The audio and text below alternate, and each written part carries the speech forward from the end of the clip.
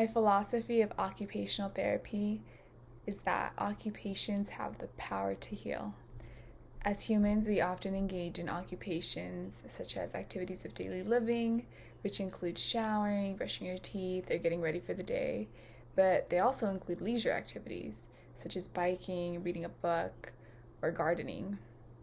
We often engage in occupations to prepare for other occupations, and it is our human nature to engage in occupations to fulfill our days and our time, but also to fulfill our hearts. Our days are truly filled with all these activities that are specific to each and every one of us.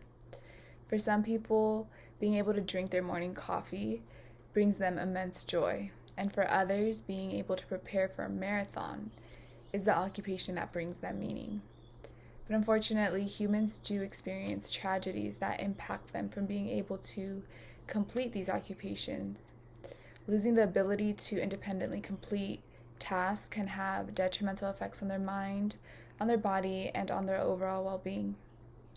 The profession of occupational therapy specifically uses the act of engaging in occupations as a means or as an end, meaning that they can use it through intervention or they can use it as the end goal to restore, to remediate, or to promote health and wellness. And through a holistic lens, OTs provide client-centered care, meaning they not only focus on the deficits, but they also focus on the client's strength.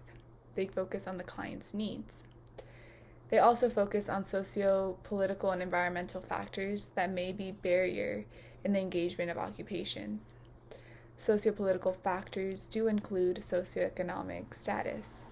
And this is important because if a client comes from a low socioeconomic community, that may be a barrier to the resources that may be available to other communities. So, low socioeconomic communities may not have the resources to provide all-inclusive parks for children in wheelchairs. Other communities may not be able to provide safety for children to be able to play outdoors. Additional sociopolitical factors do include the society's view on this social participation for people with disabilities. So, for example, if the society views children with these stigmas, like specifically children with disabilities, with the stigmas that they should not play outdoors or they shouldn't have the opportunity to participate in activities that typical aged children are able to do because of their diagnosis, well, then this becomes an issue. And as OTs, we are able to advocate. But additionally, environmental factors can also play a role, such as safety, family supports, transportation, and physical accessibility within the home and community.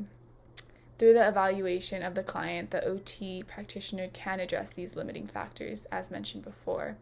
And this is to promote engagement in occupations, because OTs not only promote overall well-being, but they also advocate for patients to be able to participate in occupations despite the barrier of access to services for individuals with disabilities.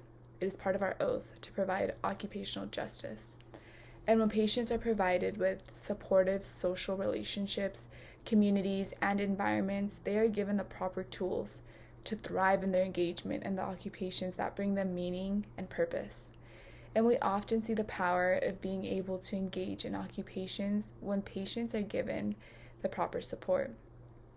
To conclude, my philosophy of occupational therapy is that through the use of occupations, people have the power to find meaning and to find purpose.